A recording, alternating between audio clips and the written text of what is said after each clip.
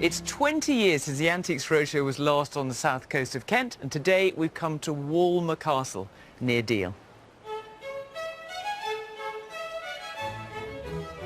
Now run by English heritage, Walmer Castle was one of several Tudor forts built by Henry VIII.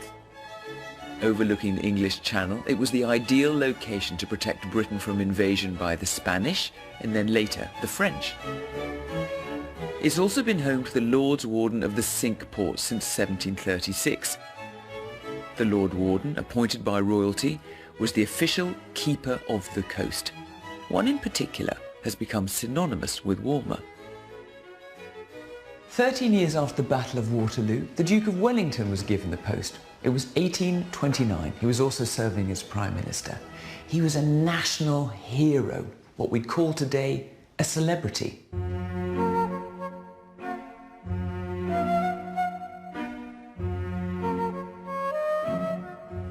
Wellington enjoyed the privacy of Walmer.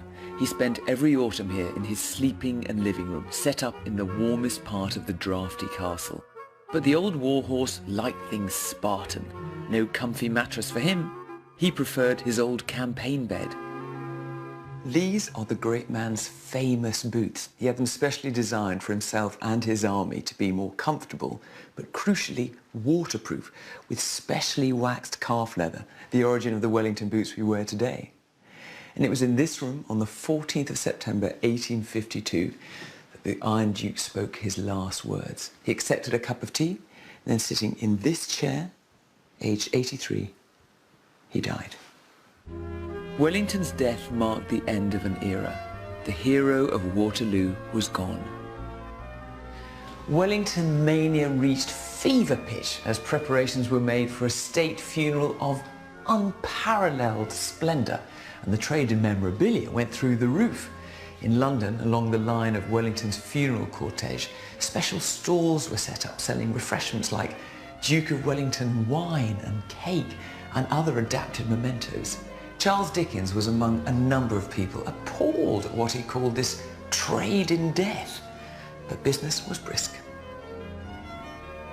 I wouldn't be surprised if we see a few pieces of Wellington memorabilia today. Let's join our experts and visitors at today's Antiques Roadshow. Lovely bright sunny day, glaring sunshine down on this golden yellow gem in a gold mount. My father bought her in 1945. During the war, he was in the RAF and he was serving in Ceylon and in Burma. When my mother and him got married, 1947, he gave it to my mother. Did she wear it? Oh, my mother wore it a lot. Every time she went out, she was a party girl in the 60s in the RAF. Used to go out a lot, and my mother wore that a lot. And I can remember her saying to me, Stephanie, put this on my finger when I go out. And she also used to say to me, when you're grown up and a big girl, this is going to be yours because it's topaz, and topaz is my birthstone from November. Oh, right. Well, let me tell you a little bit about it. Now, the interesting thing you said is that your father acquired it in 1945 in Ceylon or Burma. Ceylon, which of course is Sri Lanka today. Yes. And that would be right, because the stone like this would have been sourced probably from a local mine, I think possibly Ceylon. Let's just talk about the mount. The mount is gold, and it has a slightly eastern sort of look to the setting, to the gallery of the stone as well. The stone weighs something like 30 carats. Wow. And it's not a topaz, Right. and it's not a citrine, which is the stone that it's often confused with. It is a golden yellow sapphire. This name. How do I know it is a sapphire? Because I can use my lens and I can look into the stone and I see that it has telltale marks that we find in sapphires. And they're typical stones that you find in Ceylon. So that's what it is. So what do you think it might be worth? 30 carat Ceylon yellow sapphire, not the best depth of colour, but an incredibly rare size and a specimen stone. I think that your father and indeed your mother would be pleased to find out that you've got a stone worth £3,000 there. No. Yes. Really? Yes. Wow. That is lovely. But My far, dad would be thrilled. far rarer than you might have thought it was. Looking at the street scene, I know that it's not painted in this country because it looks a bit colonial in the middle. Do you know where that's painted? I do, yeah. It's painted in Macquarie Street in Sydney, in Australia. Which is a very well-known place, isn't it? It is, yeah. It's quite a big street there. So, how did you find it? I found it in a house clearance. Oh. And this and a couple of others came from one house, all Australian. And I just liked it so much I decided I'd keep it. Now, down the bottom right here, we got the signature Frank Payne. Mm-hmm. Do you know who Frank Payne is? Not really, no. I couldn't find very much about him. You can't find him at all? No. I'm going to have to surprise you now that Frank Payne, he actually was a she. Right. Oh, that's a surprise. And it was a nickname for Frances Malia Payne. And she was born in Brisbane in 1885 and came over to England in 1905 and studied in Paris. Of course, Paris was the centre in the early 1900s of going to the ateliers to study and learn sort of an impressionistic style, which is sort of painted in. And then she went back to Australia and became quite well known for doing magazine covers and children playing on beaches and this type of scene. So it's rare because, you know, Australian artists are rare. Perhaps there aren't as many as there are here. She died in 1976 and born in 1885. You've got to guess when this was painted. And looking at the frame here, I think this is 1930s, 40s, that sort of period. And you've still got the modern buildings around, the old colonial ones there. Yep. But I love it. What's this going to be worth? Well, I think if I lived in Sydney, I would be prepared to pay £2,000 to £3,000 for it at auction. Wow, I'm really surprised at that. Really surprised, yeah. You're about 10 times over what I thought, so... Whereabouts in your house does this little piggy Well, live? it's usually on the windowsill in the kitchen. Is that why he's a little bit broken? Well, it's been broken as long as I can remember. I think it must have belonged to my parents and then my grandparents, but it always seems quite old, and I'm quite fond of it, really.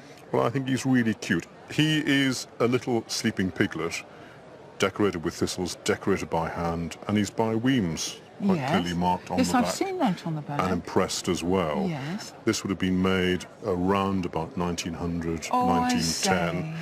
And Weems were a factory in Fife in Scotland who made large pigs about this size. Yes. But they made these little piglets as well, Right, and they didn't make that many of them. really? This is a very rare Weems piglet. Is it? It is. Is it all right on the windowsill? You might want to change that in just a second. My goodness So, me. despite the fact he looks like he's fallen off, Yes, there's a bag crack across there. this piglet would still make a good price at auction. Would it? Yep. And More do you than want- £25. Despite its battered and broken cracks, a Weems collector would still pay £5,000 to £8,000. Oh my goodness! I can't believe it. And that's with all his cracks. My goodness. Thank you. It's a pleasure. I am so pleased. I badly need a new kitchen. Well, he's bringing home the bacon, so... Thank you so much.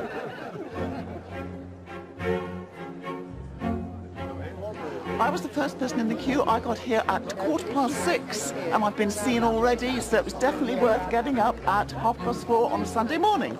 Yes. So you're telling me you found this on the beach? Yes, when I was 5 years old. I just don't believe it. How? I was walking along the beach, looking down at the ground, and it was there amongst the shingle. Well, they're just extraordinarily comical, aren't they? Very amusing. Absolutely. Look at that face. I mean, what's seen? Never forgotten. We've got someone who can look at these for you, so I'll give you a ticket, put you in the queue, and hopefully we'll find out all about them. Thank you very much. Thank you. So this has had a hell of a journey. I think this is South America, Mexico, that sort of period. Whether it's 18th, 17th century or earlier, we do need to take that further. Just on style alone, I think that's worth £300 or £400. Oh, okay. Maybe my mother won't think it's quite so evil.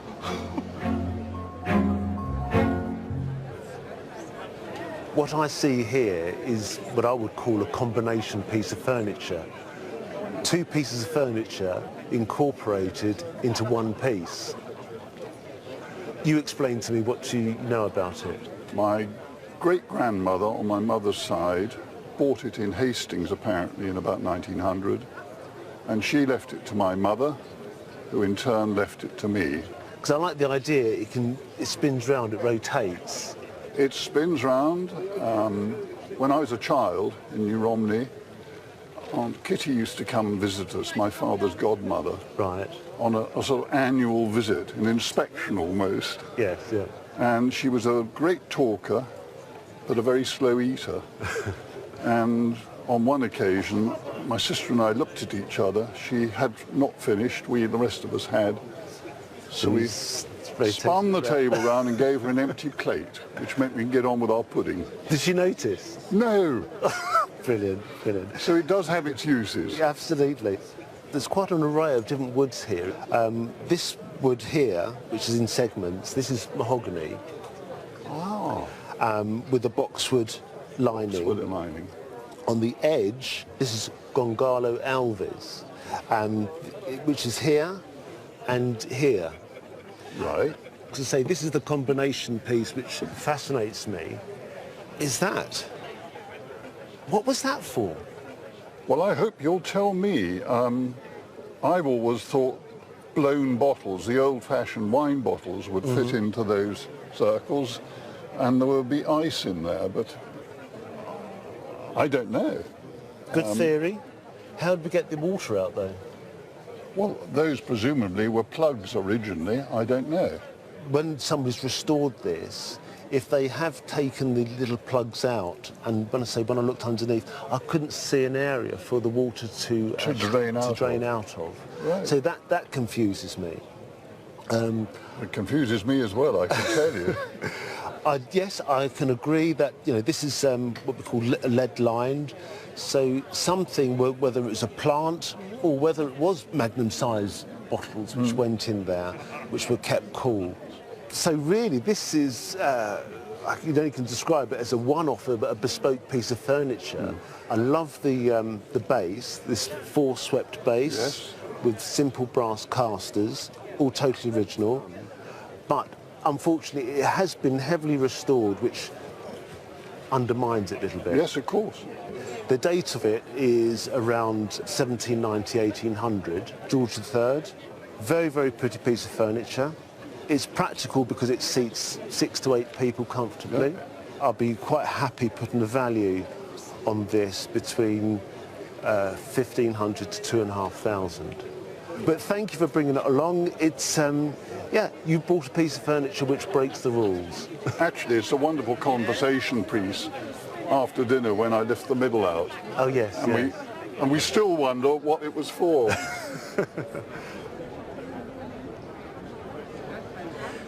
Now, in these two photographs, I can see one person who is in both. Who might she be? It is me. Now, what were you doing at this glamorous event, which I think we can see by all the paperwork here was the Royal Variety Performance? Yes, I was invited to be a programme seller for the performance, and then after the performance we were invited to the party afterwards, or the get-together of all the artists that had been in the show. And that happened for all the Royal Variety Performances that you were involved in? You went backstage, you met and mingled? Endless famous people that you don't realise until you sit down and go through the programme.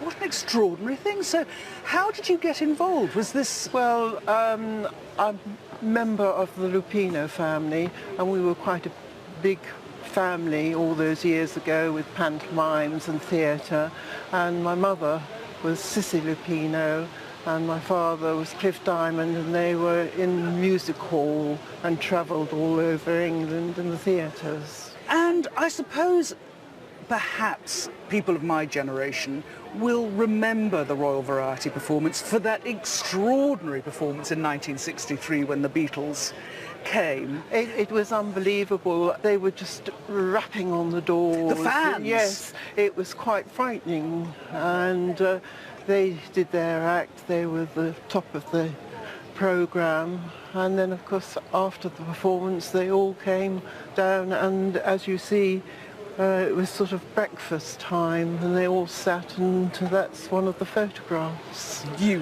lucky girl.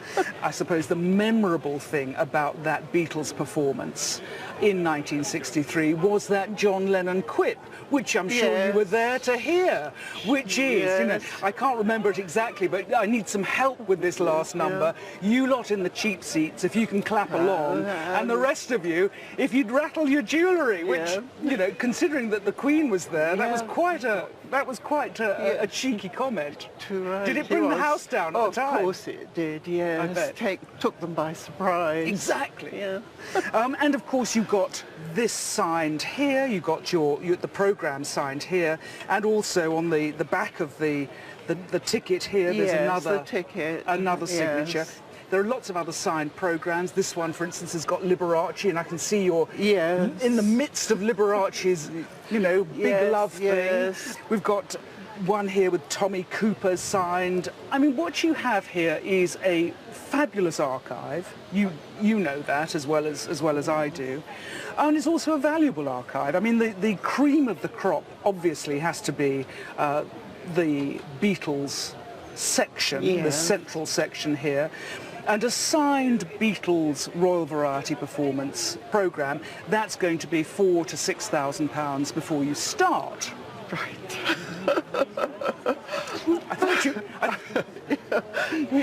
I thought you might like that. And then obviously we go on to the other signed items and the whole archive. I mean, we haven't even unpacked the whole suitcase. You know, there's a suitcase full. I've been through it, and I would say that what you've got is probably going to be worth about £10,000. My. Unbelievable. No wonder they moan because I'm a hoarder. So I hang on to everything, and that's the result. I don't think the family should moan at all. I think they should say jolly good mum and jolly good granny. It's wonderful that you've kept everything. Oh, well, that's great. So here we are sitting in the Roadshow's tea tent, which seems a very suitable place to look at this wonderful object. Now, I know it's Lazy Susan, but there must be something behind it. They're so rare to see today. Yes, it came from my great-grandparents' house. They lived in South Somerset, a small village called Misterton, near Crookherne, and it's always an object of curiosity because of the vibrant colours. I think these colours are fantastic. They'd lift any table. And of course, to me, it's much more important because it has a wonderful local connection here. Up the road in Ramsgate was the home of A.W.N. Pugin, the great architect, the great designer, and he designed this. Yes.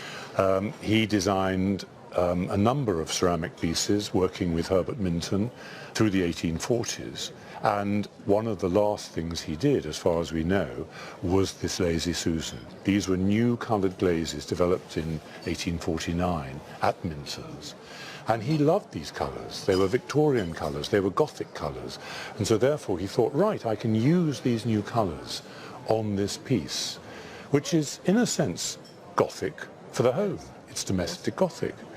And so that connection, to me, makes it very exciting. I know there are marks on the bottom which we needn't show. It just says Minton, and there's a date code for 1873. And I think, to me, it's an insight into what the Victorian tea table, dining table looked like. It was filled with spectacle and colour, which changed from course to course. But we've put some very delicious looking scones on it to go with our tea, and I think I'll have to demonstrate what it does while I offer you a scone. Thank you very much. Oh, splendid. And as you enjoy the scone, of course, it is quite a valuable thing, and were it not for the significant damage, it would be quite a valuable piece. It's now down to sort of what you might call decorative value, yes. £200-300, but it's still what it is. Yes. Thank you. Thank you. Some people would say that this is an ugly black table clock. What do you think? Honestly. Honestly. No, I loved it. Ever since I was a kid, it's always in my grandfather's house, on the mantelpiece in the drawing room, where he weren't allowed in, really. And always really looked at it and thought it was lovely. It was my great-grandfather bought it, I think, for his wife. And then it got handed down to the grandkids. And you're not a grandkid? Not you're a great-grandkid? Great-grandkids, yeah. It's yet to get to you? No, not quite. But you really do like it? Yes, I really do, yeah. Because it's that lovely childhood memory and exactly. Hearing it chime at night and during the day. And yeah, good. Yeah. Lovely chime. Yeah.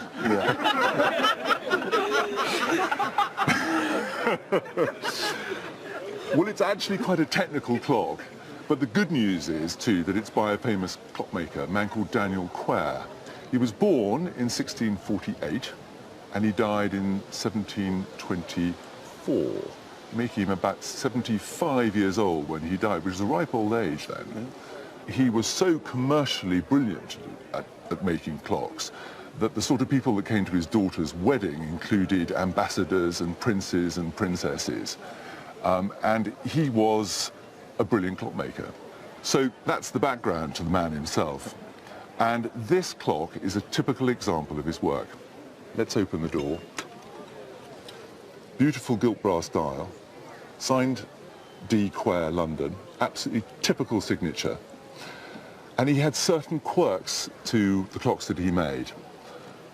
The handle, he always made handles which were what we call double S handles. You can see the shape, the double S. His hands were always of this typical form, and he also very often used this dot marking around what we have here is the false pendulum aperture, and rings around the winding hilt. But what I really, really like about this clock is when we turn it round, it has the most beautiful engraving on the back plate. And there was another contemporary of Daniel Quare's, a man called Thomas Tompion, who was even more famous than Daniel Quare. And at the peak of Quare's career, he and Thomas Tompion shared the same engraver. And the man that engraved this backplate also was used by Tompion. And he was, in my opinion, the greatest engraver for backplates for table clocks in the world. So, put it all together, and you have a clock made around 1695, ebony veneered case with what we call a basket top. If you were to buy this clock retail at the moment, one of the most famous makers in the country, excellent, not the greatest example, but one of his better examples, you would have to pay in the region of £75,000, £1,000 for it.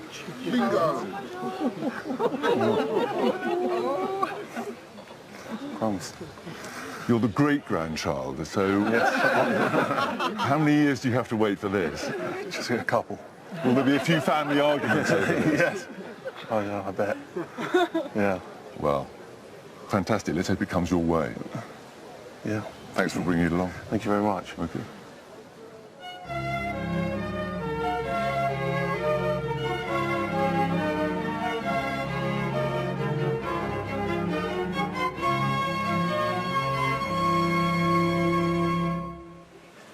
Our regular challenge this week is a little bit different. Our glass expert, Andy McConnell, has brought along these 4 glasses, and 3 of them are imposters.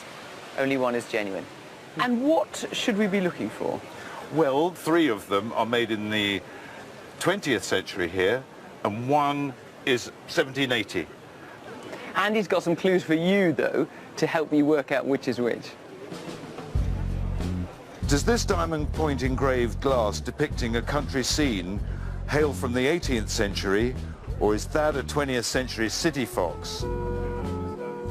Is this a rare Regency glass engraved with vines, or is that decoration just a little too fruity?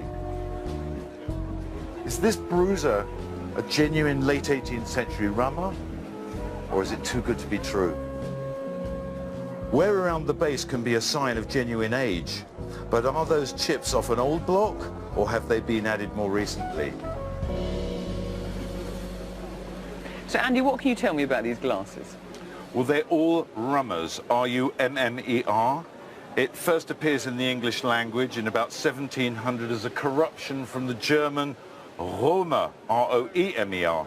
The reason that these are interesting is actually you can use them at home. And they're the size of glasses that we have today.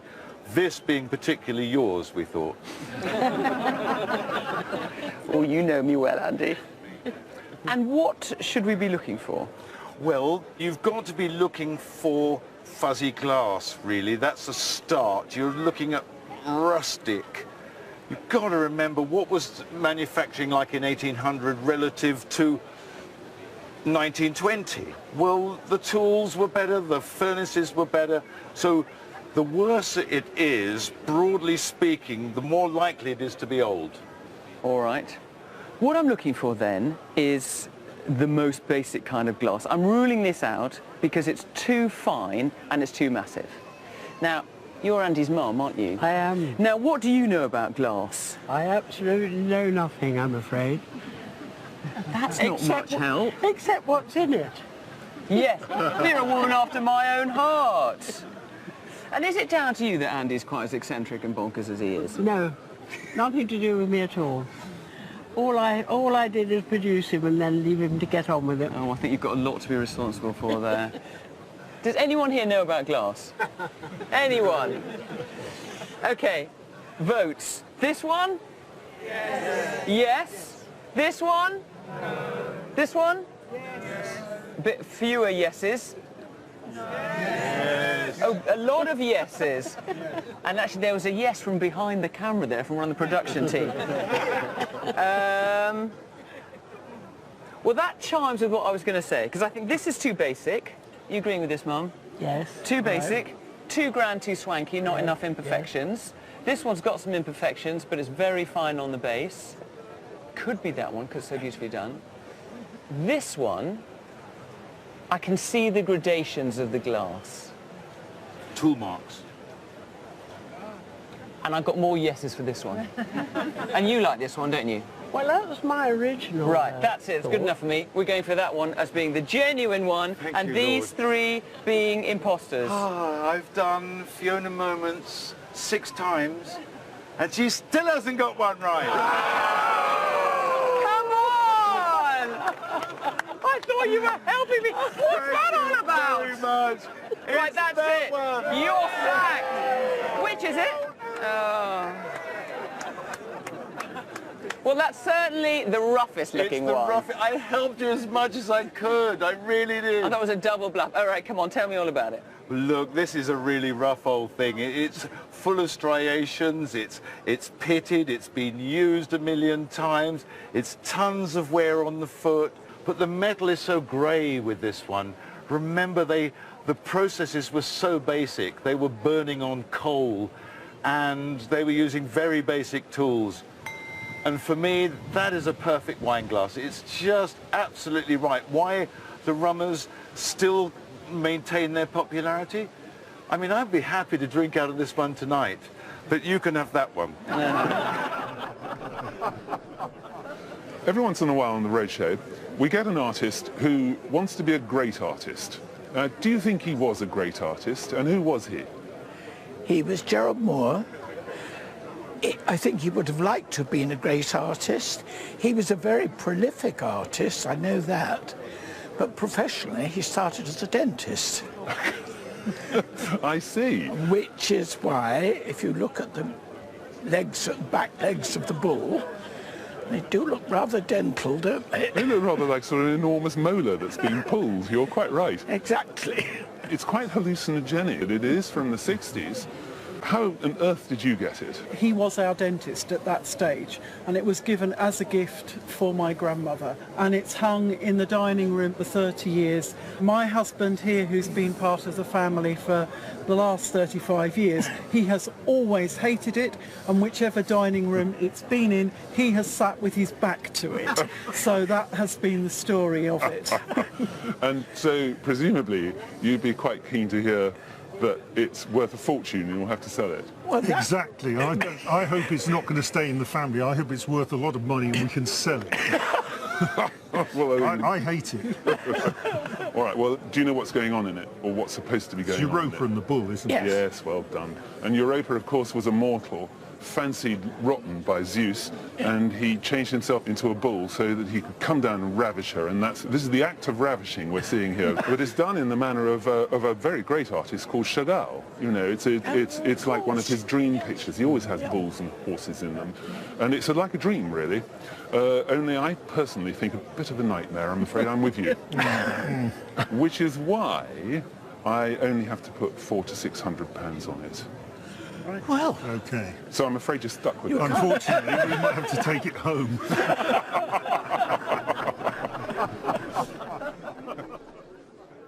A Malacca cane, really odd-looking wood, isn't it? And it's made from the stem of a rattan palm from Southeast Asia. Where did you get it from? It belonged to my father. He used to carry it all the time in the 50s, walking in the street. I thought it was a good gimmick, I think. Absolutely. The top of it, the handle, is made of marine ivory. It's a tusk from an animal like a walrus, or so an animal that lives in the sea. And then it's decorated with small silver circles sort of inlaid into the ivory, and that's called piqué work. It's beautifully decorated. I love these hearts and flowers, but the best bit for me, looking at the top, is the date, 1688. Well, I did wonder whether that was a commemorative of the Glorious Revolution, but you think it's actually that date? I think that's a completely genuine date, and there are also two initials, RS. So I would love to have known who RS was. And the Malacca cane has this wonderful sort of natural gloss to it.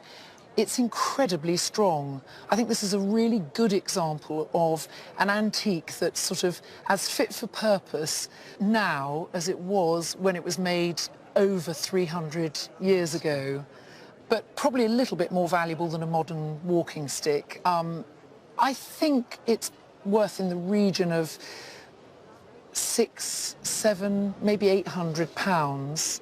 Yes, well, I don't think I'll be selling it. It has sentimental value. Of course, and I'd like to be able to picture your father walking along with it in the 50s. It's certainly the earliest dated Malacca cane that I've ever seen. Well, when the sun hits it like this, that's the gold luster and the ruby luster I mean, incredible colours, aren't they? They're beautiful, aren't they? Yes, I liked it when I saw it first. Yes. Oh, where did you get it from? Well, it was part of a collection of work that was from an elderly woman's house when she was moved into supported accommodation. It was my friends who collected it, and they wanted me to go through this collection to find out if there was anything in it that was particularly valuable. Oh, right. And you spotted this? And I spotted this, amongst other things. But when I first spotted it, I didn't recognise it for what it was, I don't think. I saw it as a Spanish plate. But I liked it, and they offered it to me in return for looking through these dishes, so that's how I got it. Because when you see lustre like this, we only really think of one name, and that's William de Morgan. I mean, the great potter who rediscovered the Spanish and Italian lustres in the 1870s and painted dishes like this. And the control of the colours is so well done. I mean, he was a genius at that. Like many of the earlier De Morgan pieces, you don't expect to see a mark, because he bought in blank dishes from all sorts of makers and just did the painting. And the underside, although no name, is as much a signature as anything, because this concentric decoration, inspired by the lustres of early Spain and Italy, is sort of a classic look of a William de Morgan dish. We're looking at around 1875, thereabouts, is the period he would have made this. Of course, yes, I mean, when you look at these closely, you see all sorts of details in them. But I think the Morgan dishes really work successfully from afar. You can really, this would have been hung on a wall, put on a piece of furniture, made to make a statement right across the room, as it does today. And inevitably, pieces like this are fairly expensive. Well, the dish that you fell in love with is going to be worth between £2,000 and £3,000. Wow. Crikey. Yes, well, here you go. I'm glad to give it a good home.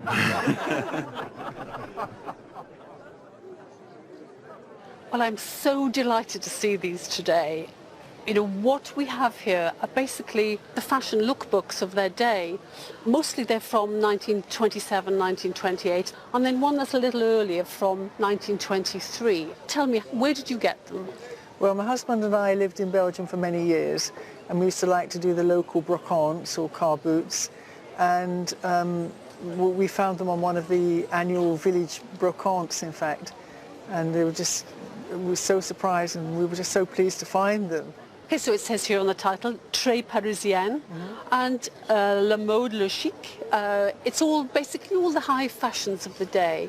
The illustrations themselves, you know, some of them are by names that are still very known to us today, such as Worth. And then we have others throughout the book, Poiret and all the kind of really famous designers of the day. These would have been produced basically to just sort of showcase the season's fashions. The illustrations are what's called pochoir illustrations. They're loose in the book. And not only do we have the illustrations themselves, but we have all these silhouettes. As a lady of fashion, what you sort of should be looking for, really. It's an absolutely brilliant historical reference of what the fashions were like. Are you a costume collector particularly? Not at all. We just found the books with the fashion plates and thought they were just so wonderful. I do like the 1930s period, and some of the clothes in there are just so colourful and so almost actual for today. Well, I think that's the good thing about a lot of 1920s fashion, is that it is very wearable today and why it remains as popular as it does. So often you see these broken up and people sort of take the illustrations and they're framed. So what is so nice about this is that, of course, we have a complete record. Yeah. Can I ask, how much did you pay for them at the time? Well, I can't remember exactly, but it wouldn't have been more than about €30. 30 euros for the whole collection. For the whole collection. Yes. Well, I'm hoping you'll be very pleased to hear that if they went for auction, I would think collectively they would have a value in the region of about £1,200 to £1,500. Oh, excellent. That's good. That's really good. My eyes light up when I see jewellery that has impact, and these definitely have got a lot of impact. Now, you tell me what you know about these jewels. The Joseph jewellery was started in the 30s. He designed for all the films like Gone with the Wind, and lots of stars wore his jewellery. And my sister and I used to go to lots of vintage shows, and we saw a lady selling these, and we bought lots. And we love it. It's all very dramatic.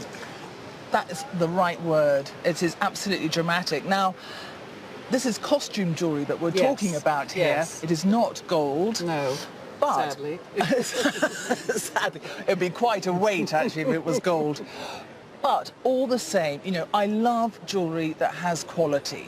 And it doesn't matter what it's made of, as long as it's been manufactured well. Yes. And here we have as good as it gets in terms of costume jewellery.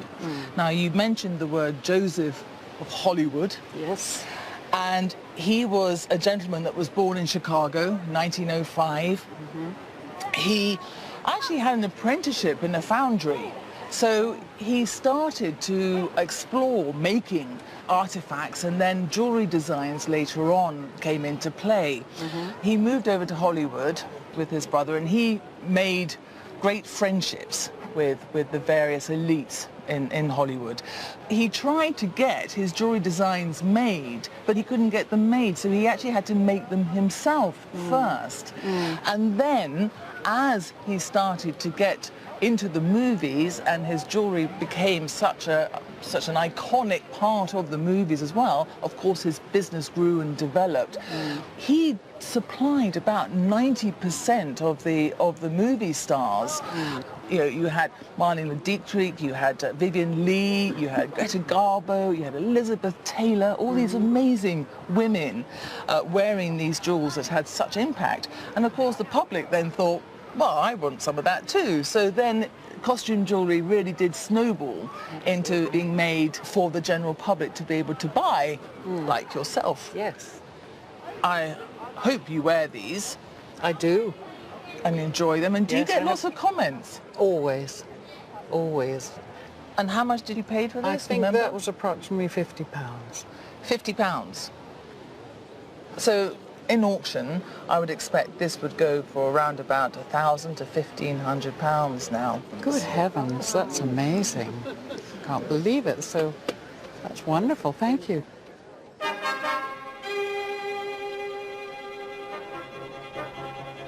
This is a wonderful little autograph book, and you know, as soon as you open it, you think, oh my gosh, the first signature is Queen Victoria.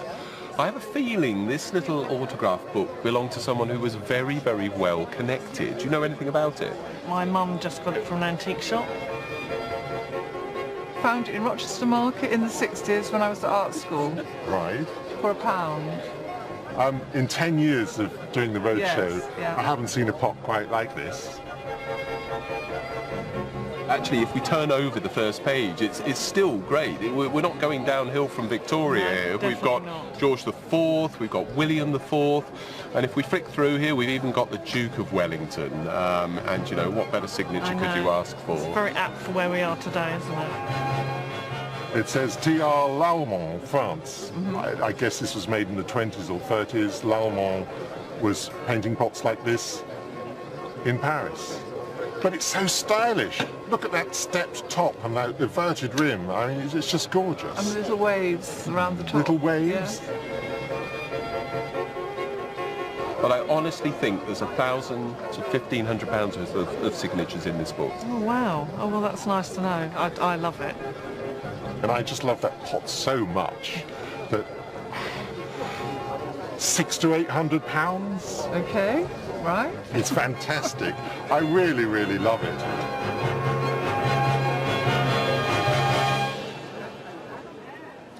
Well, I'm sorry to have to tell you this, but I think you're a complete rotter.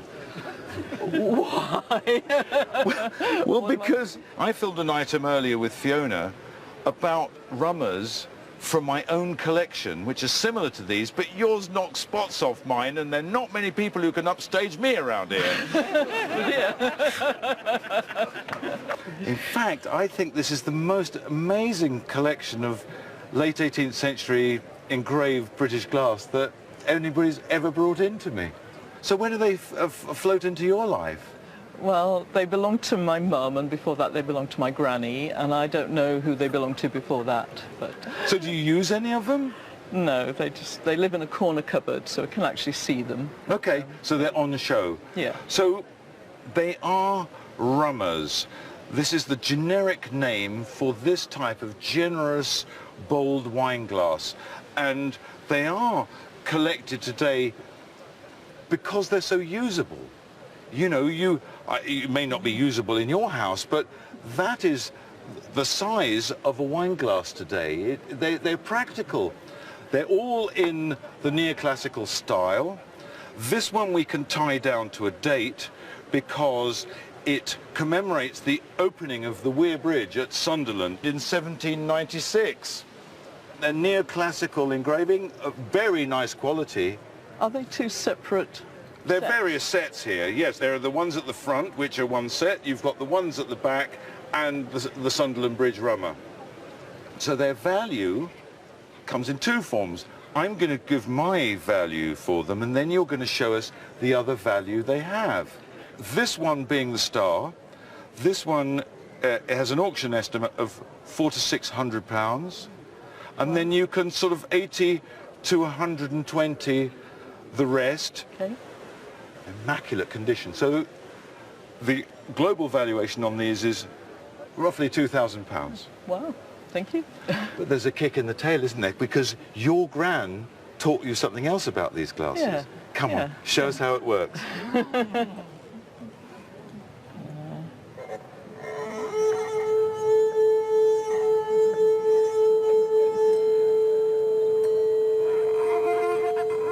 Can you play the Roadshow theme? Unfortunately not. Well done, you. Okay. Very good. Thank you. Thanks very much for bringing him in.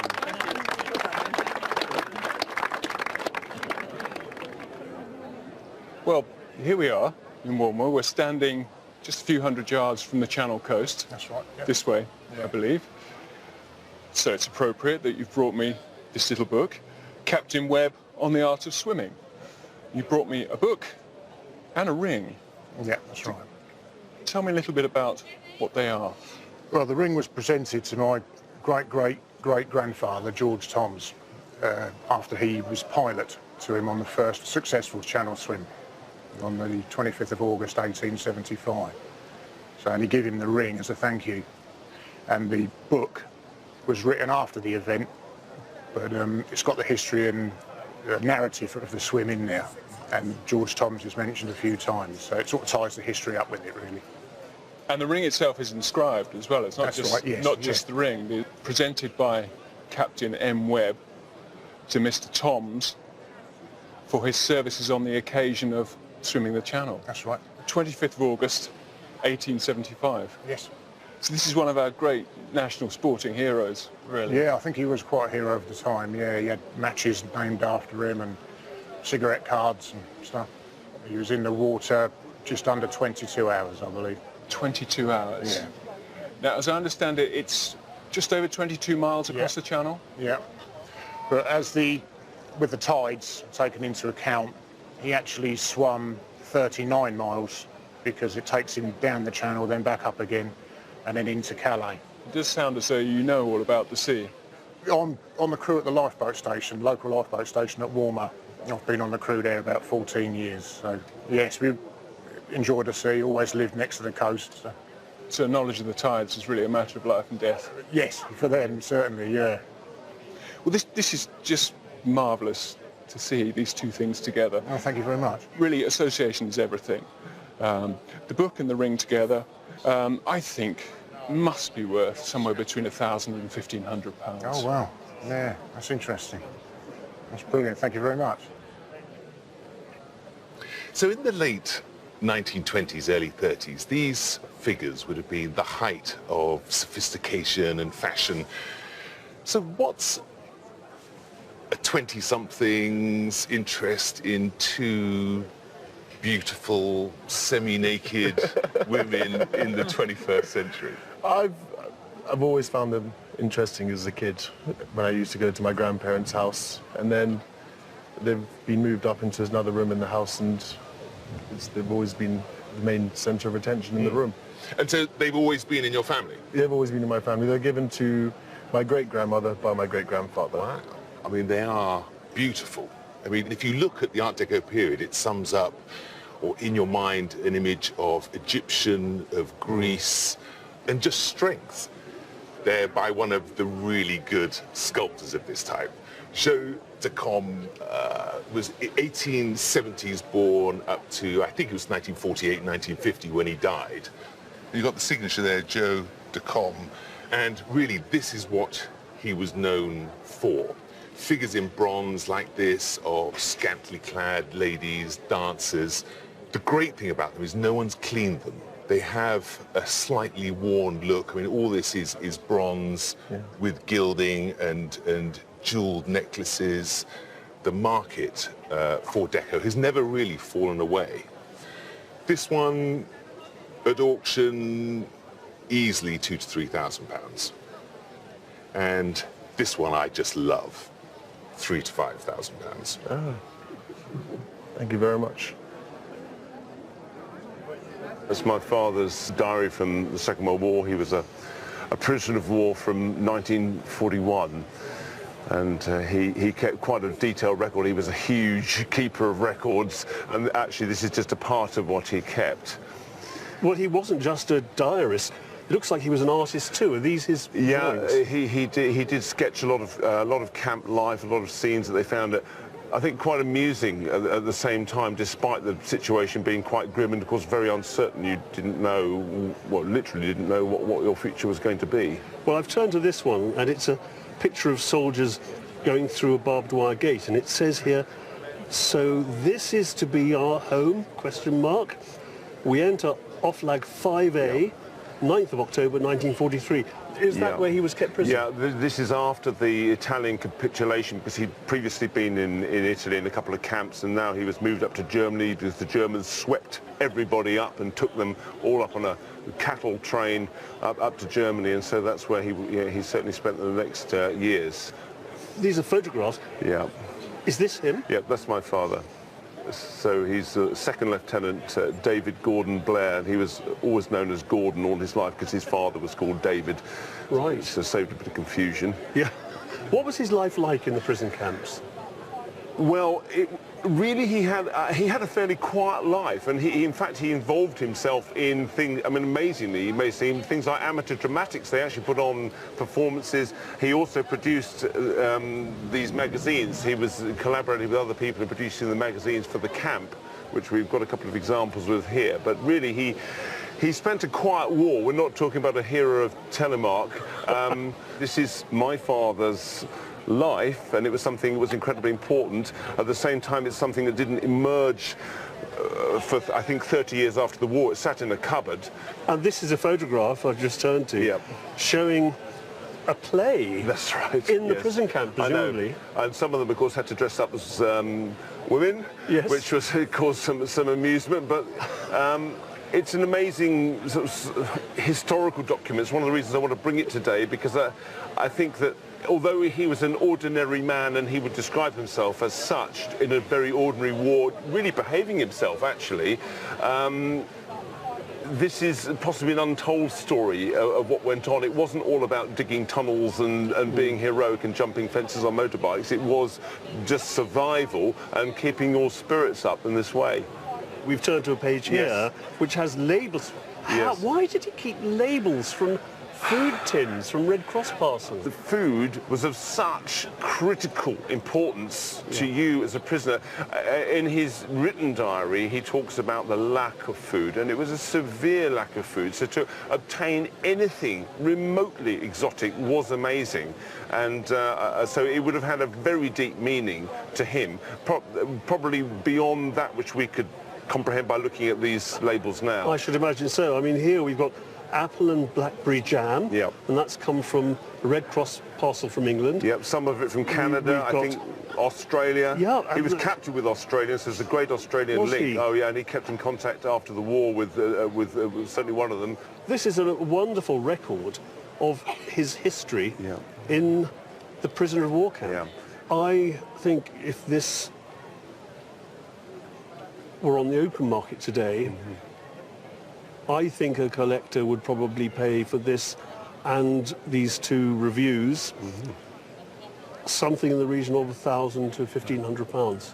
The value's immaterial to you. Absolutely, it doesn't reflect anything. To some big extent, this is my father, which is why I felt a big sense of disquiet this morning when I was putting these in a bag to bring here. It's a hard emotional idea to lay your father out in public, and I really hope that he would not disapprove of what I'm doing, that I'm doing it with good motive. I think you will be very pleased that you did. Thank you. Which one of you owns the scent bottle? We both do. That must get complicated when you share the scent. So was it inherited or something you bought? Or? It was inherited from our mother. My parents really loved antiques, and they collected all sorts of different interesting things. And our mum went to an antique fair near where we lived and bought the bottle for 75 pence. Okay. And then later in the day she went back, and the person she bought it from wanted to buy it back from her. But for a huge profit? I don't know. Well, I think they realised that they had made a mistake in selling it. So we offered her the 75p back and she said no? Yes. Well, I think she was very wise. It's a sweet little bottle. It's by Baccarat, one of the best French makers. Cameo glass, all beautifully decorated in these lovely layers. And I think in the sunshine today, it really comes alive with this lovely orchid decoration. This is a time when perfume didn't come packaged. You would go to the chemist and you'd buy it loose and it would go into a beautiful bottle. And also orchids, we can go to the supermarket and buy an orchid for £10. If you had orchids at the period this bottle was made in the late 19th century, you were somebody of wealth. So Baccarat expensive, orchids expensive, perfume expensive. 75p has turned into £150. Wow, that's lovely. Thank you. There are fewer things more distinctive than Martin Brothers pottery. And I think if we went round this crowd here and asked them their opinion, it would be a very mixed and split audience between love, loathe, and plain curiosity. So I have to ask, of those three, which are you? Well, I was left a very small vase, which isn't here, many years ago, and I fell in love with Martin ware. And then back in the 70s, one could buy Martin ware very cheaply in London. They used to have quarterly sales in which they'd have 40 or 50 pieces in auction. But in the 70s, whilst Martin Brothers was beginning to become recognised, it was still derided by many people. So you were a pioneer. You were out there at the front. So what were you paying? I mean, I'm curious, what were these things costing you back in the 70s? Well, this was 450 in April 76. Right. This I bought in Sandwich about 650. Well, in real terms, I mean, not to reveal my age, but I was a wee nipper when you were buying these. But 450 and 600 pounds was still a reasonable amount of money. That was still a considered investment. And I think it is about that recognition. People are starting to look at the Martin Brothers. I mean, four brothers. You've got Robert Wallace, Charles, Walter, Edwin, who were manufacturing these pieces. They were a very curious bunch of potters, really. They were a curious factory. Sometimes they would go months on end without firing, creating things. Things would go wrong, firings would get lost. They started their life, I'm sure you've done your research yourself, but in 1873, based in Fulham. And in 1877, they moved to Southall, which became their home up until the First World War. And across that period, this is what they were doing. And of course, the genius is Robert Wallace. He's the Grand Master. He's the absolute pinnacle of what was going on there, creating these wonderful grotesque birds, as we now call them, with wit and humour and curious little looks. And, this chap here this pair of birds, just turn it round, they're giving each other a hug. These boys are friends. But they were very, very skilled potters, and I think that's why the market has developed so much. What was the connection for you? What drew you to them? Well, I think they're very amusing to look at. Each time you look at them, you look at them in a different way. The Americans apparently are buying a lot of this stuff now. That's where it all ends up in America. They're going all over the world. They're going to Australia, South Africa, Canada, America. So what are people going to pay you today for them? The vase, lovely example, decorated with Robert Wallace's classic Wally birds. Very desirable in today's market. That vase today, £10,000.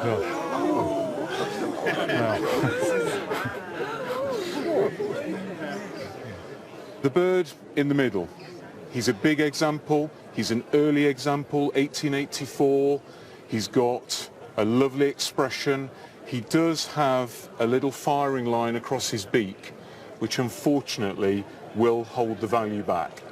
The big collectors are put off by very visible damage to a key part of the bird. And it's a shame because as a result that means he's only worth 40,000. Gosh. Wow. Amazing. This is a late pairing. This is a 1907 bird. It's a double. The doubles are very desirable. It's a great looking pair, good colour, but it isn't as big as that one at the end of the day, and we've got to factor that in. And because it isn't as big, but it is a double, it's worth £60,000. Gosh. Well, it's unbelievable. So your pioneering spirit, nearly 40 years ago, has resulted in a table collection here well in excess of £100,000.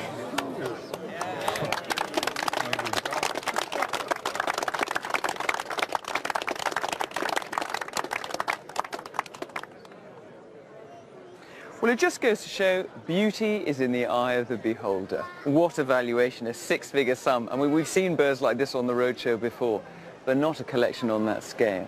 And I think the best way to describe them? Interesting. From the Antiques Roadshow at Walmer Castle, until next time, bye-bye.